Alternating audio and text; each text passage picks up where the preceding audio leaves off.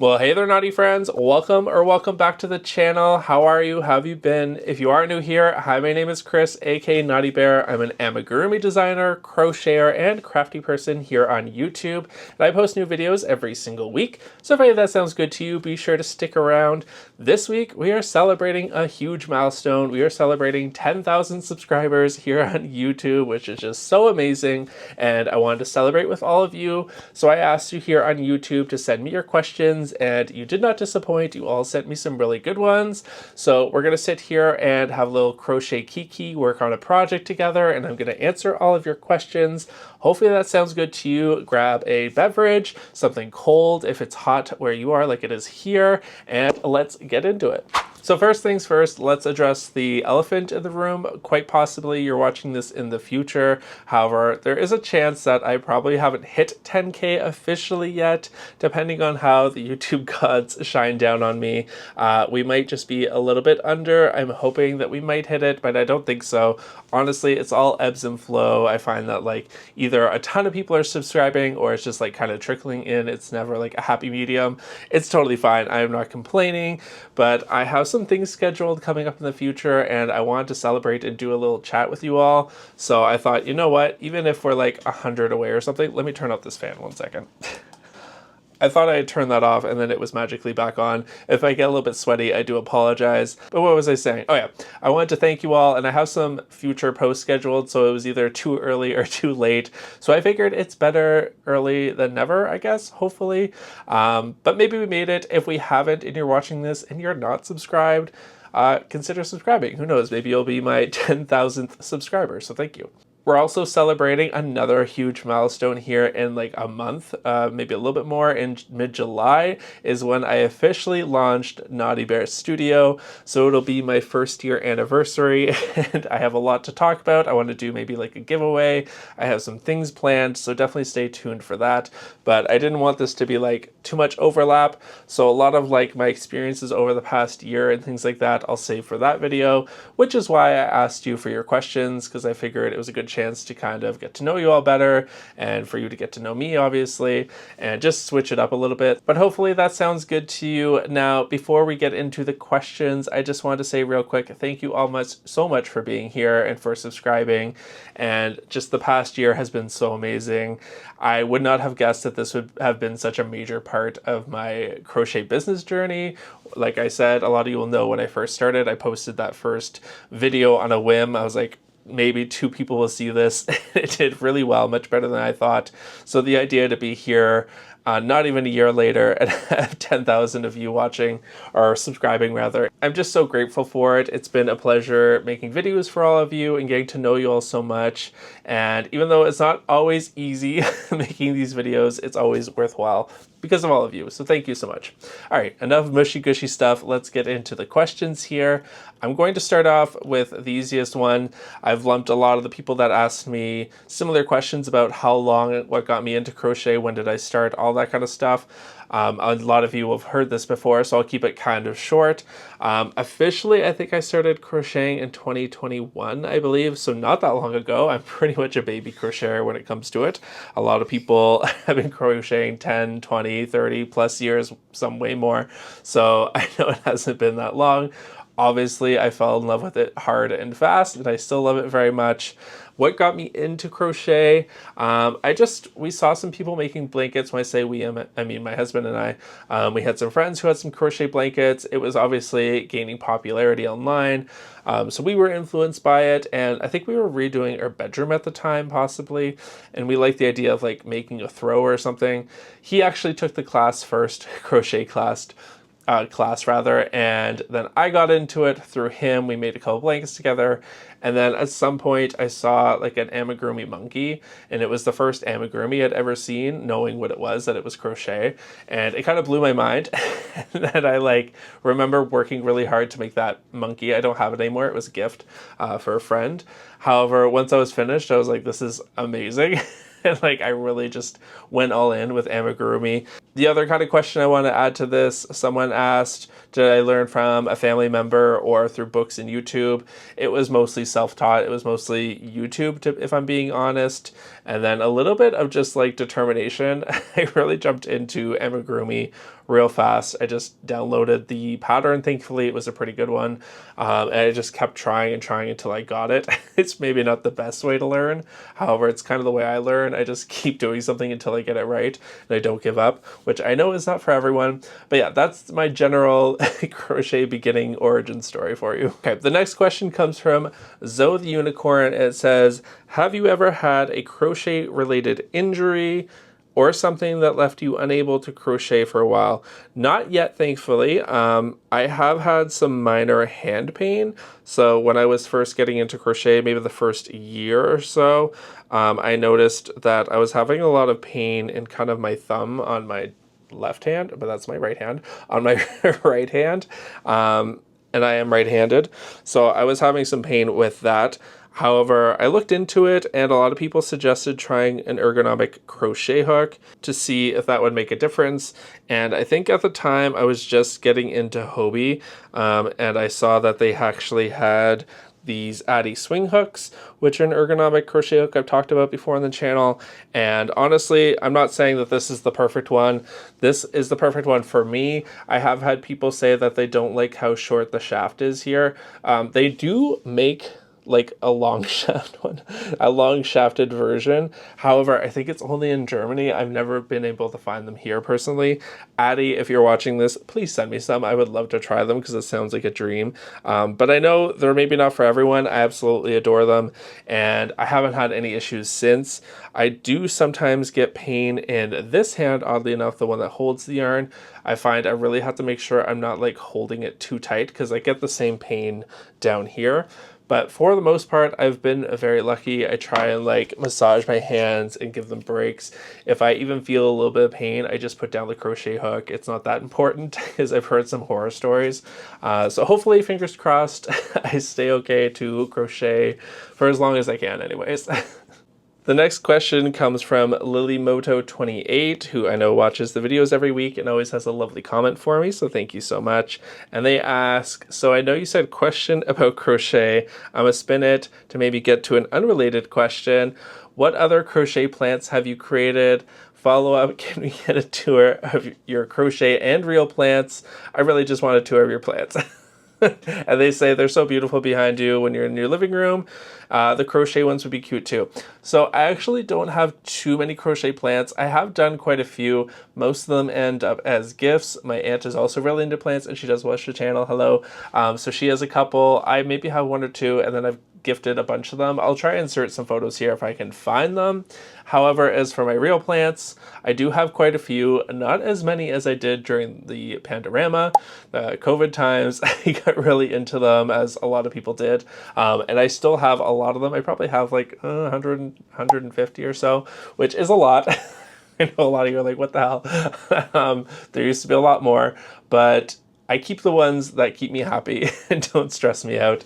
But yeah, I'll insert some footage here maybe. I'll try and keep it kind of quick because I think that would be like a whole separate video.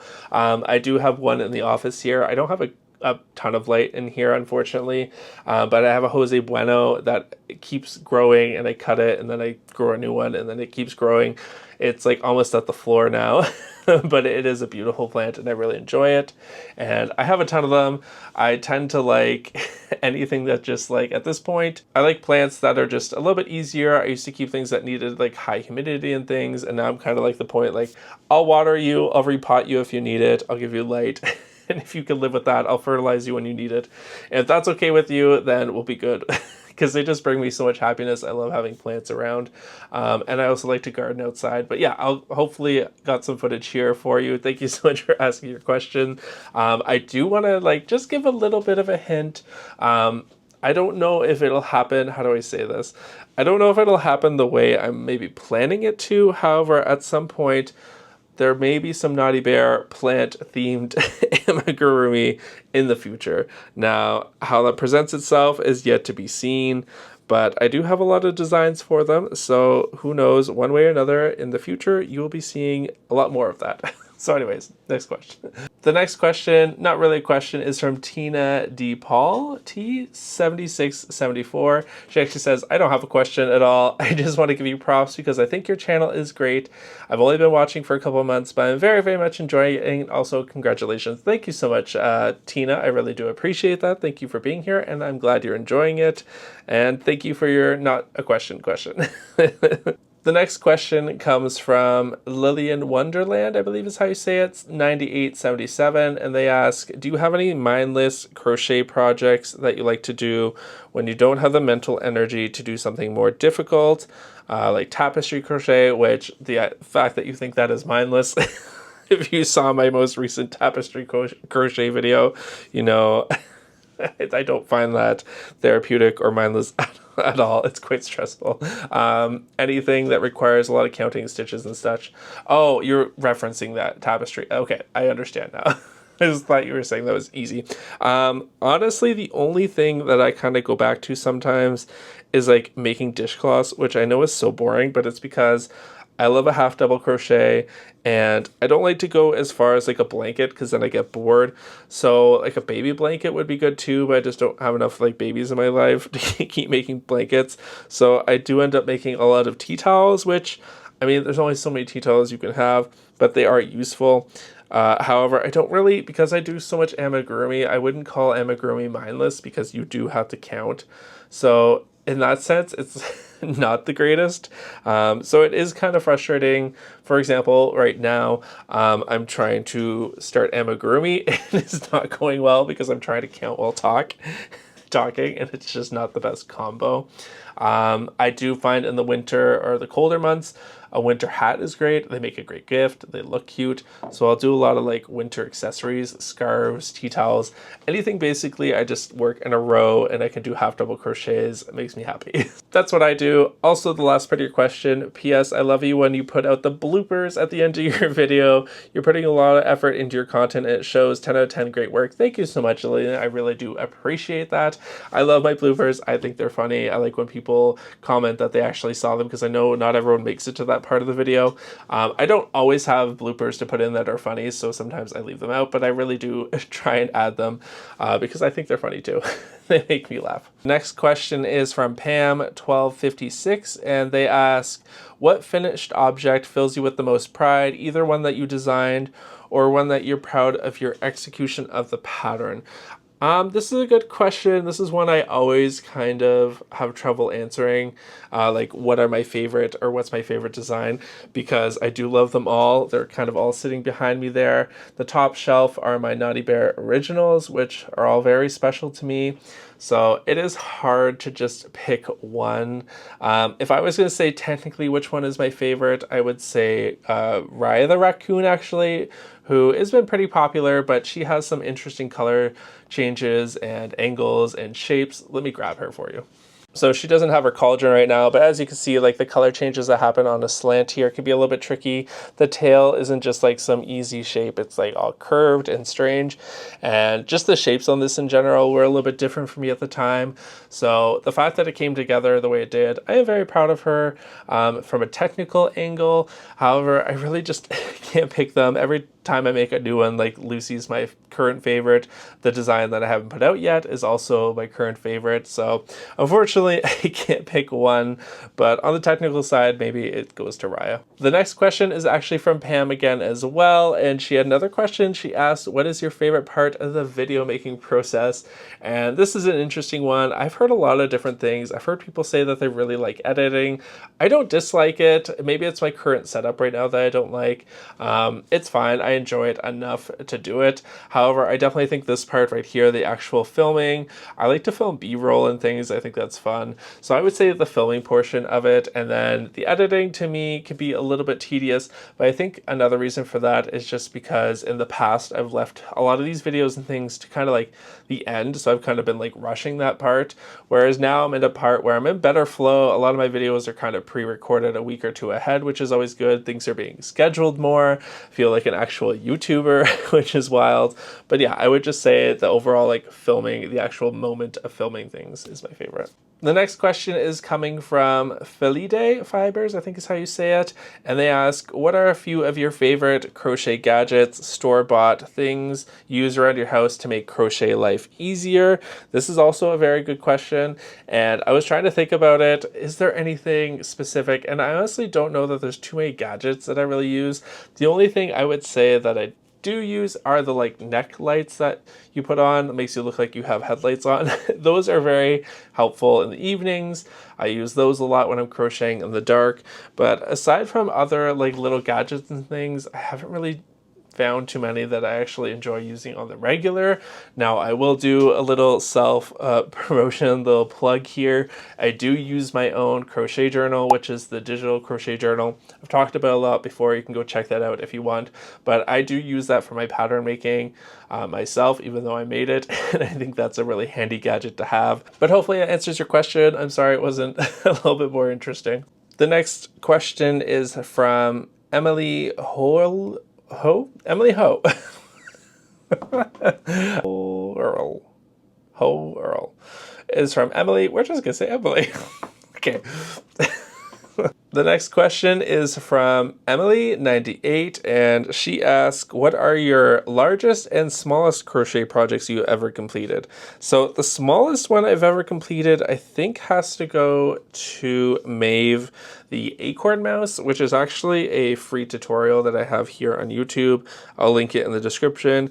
It's the first ever YouTube tutorial I've ever done, and I had fun with it. They are very difficult to make, and it didn't like blow up, but the people that did make it said that they really liked it. Where is she here? I think she's pretty unique. She is a fall accessory. I mean, she's good for any time of year, but she's a little acorn mouse, literally, like she says, or the name suggests. She's just vibing, a cute little accessory. She can hang like that, like an acorn. I made a couple of these. Probably, I think the smallest project, definitely the smallest one I've ever designed. And then as far as my largest crochet project, again, we're going to foreshadow a little bit here. I'll show you my current one, which you can actually see on the frame at all times. I'll try and move. But Snorlax back there is currently my largest project. He's very squished back there, but he's about maybe 3 feet. Oh, that does help. He's like 3 or 4 feet tall, but he's pretty wide as well. However, I have plans to beat that record very shortly, so stay tuned. All right. The next question comes from Shark Chops, and they ask, what would your perfect dream color combo in a variegated yarn be? And this is a great question, and I have to think about it. So there are two thoughts of mind, or there's two kind of conflicting ideas in my mind when it comes to colors and combos. There's the things I like visually to see, especially when it comes to like decor and things. I like vibrant things. My amigurumi are very vibrant, but then sometimes I think I want that on me, but when I put it on my body, I don't enjoy as much of the vibrant colors. I don't know. I do and I don't. But I think when I look at if I'm making a garment or something, sometimes I like more like earth tones, and I like green and things. Green used to be my favorite color, now it's magenta, which are very different vibes. It's kind of conflicting. If I'm making amigurumi, I like bright colors. Now I do have something. For example, I actually do have this Cotton Kings yarn here, which I did in a review recently. And honestly, this is about as beautiful of a color combo as I could hope for. It's so stunning. That's why I got it. So this is kind of like peak for me as far as like color goes. And then if I were to do like another option that's a little bit more subdued, it'd probably be like this terracotta color and then like some kind of foresty green. Probably, I don't know, who knows. But yeah, those are my favorite conflicting colors, gradients, things. The next question comes from Bayleaf2023, great username, one of my favorite Pokemon. And they ask, any thoughts on being a guy in the crochet in the crochet space, or how we could be more inviting to mask people in the crafting world? This is a good question. Honestly, I'm gonna just answer it based on my own experience, which has been super positive. I know we like to make the I don't know, the videos where we're like, oh, being a man in the crochet space, like, oh, men used to hunt and now they crochet. But honestly, it's a very select few that actually feel that way. I don't get too many negative comments. Like 99% of the time, people are extremely positive and inviting. I think if it was like a reversed role, like women in sports or women doing something traditionally like masculine, it would be much harder because men are men, unfortunately. But for the most part, women give Fiji a moment to get in and then out and then back into his house. But yeah, I think women in general are much more open and inviting and kind. So that's been my experience here as well. I haven't had a lot of pushback. Honestly, I think people are really open. As far as how we can be more inviting and things, I mean, just support everyone who wants to crochet, male, female, non-binary, trans, whatever you identify or land as. I think just being excited to have more people in this crafting community and the community in general is just awesome. Like I said, I think like 99% of the times it's not an issue. And for the people who seem to have an issue with it, I just kind of move on because I don't have time to think about them, and they're obviously something's going on there that I can't fix. It's really not important to me. I mean, if anything, I'm proof sitting here today that the crochet community is so supportive and amazing. You know, celebrating 10,000 subscribers, being a male crocheter. In general, I know what you're saying, that society kind of pushes the narrative that crochet is like feminine for whatever reason because, you know, it's traditionally women who would do it. However, I think that's just also silly. Just do what you like. Don't worry about the rest of it. I know sometimes, going back to color, men get weird when I wear like pink clothing sometimes. I remember I had one guy coming home from Buffalo from the States. It was actually the Canadian border crosser guy. The American one, super friendly and amazing. And he saw me crocheting, and I was crocheting something pink. And he was just like, I could never do that. I couldn't be seen in public wearing pink. Like, he was so like standoffish and weird. I was just like, get over yourself, dude. It's not that serious. But anyways, I hope that answered your question. Okay, so should take the stitch marker out of my mouth. Jennifer Creative Corner asks, if you could only crochet one pattern for the rest of your life, what would it be and why? Why are you trying to set me into a nightmare? One pattern for the rest of my life?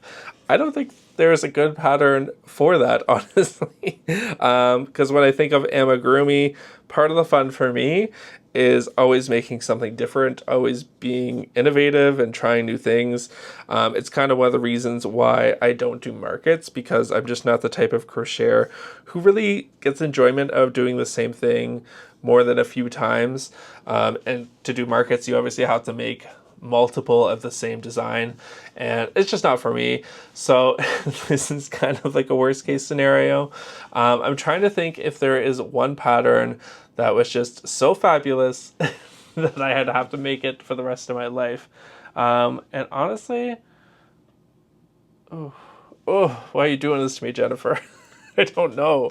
I don't know if I have the perfect answer for this, but I would say I'd probably gravitate to a pattern that could be used for multiple things. So for example, Zach from Crochet Me Zaddy, who is also a male YouTuber, his patterns, his little buddies, you think he calls them, are all kind of based off the same shape, and then they change the colors or a few things to make a new kind of character. So I might go off of something like that so I could get the most bang for my buck, as opposed to just literally crocheting the same thing over and over again, because that just sounds terrible to me. Thankfully, that's not a real situation, but thank you so much for the nightmare fuel. The next question comes from Feather Song Crochet. That's a cool name. And I kind of already answered it. They ask, what are your favorite hooks? And like I said before, Addy swing hooks are my favorite.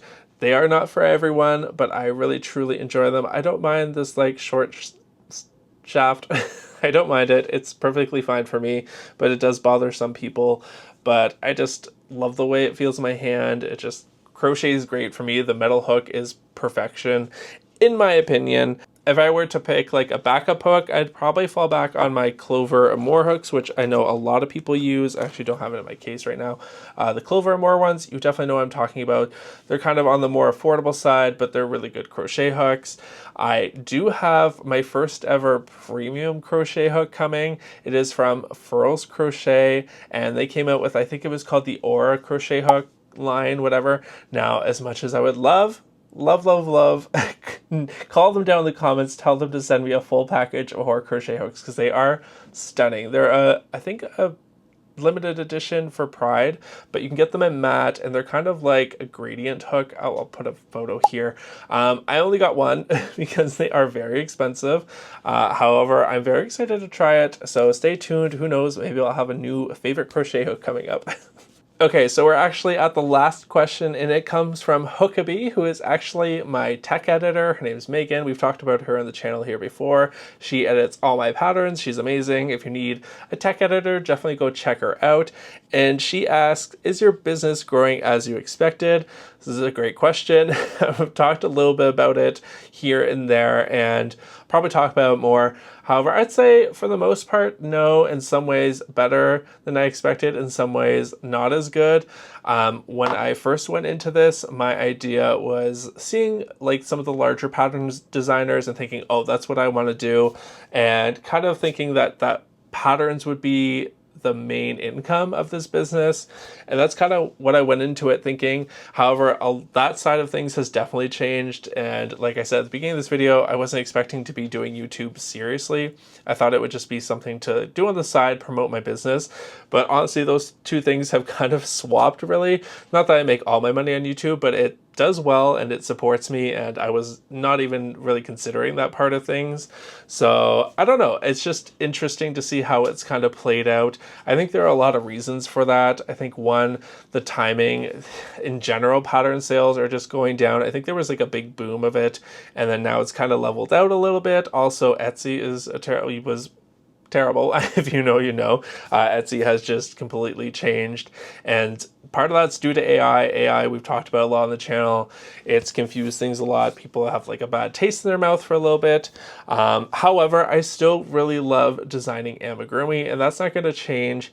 It has slowed down a little bit, but I always have one or two designs in the background kind of going, because there are a lot of you out there who enjoy them, and I'm so happy for that. And I'm not saying I don't make any money doing it, but it's just not like the big payoff that maybe I was thinking it would be in the beginning.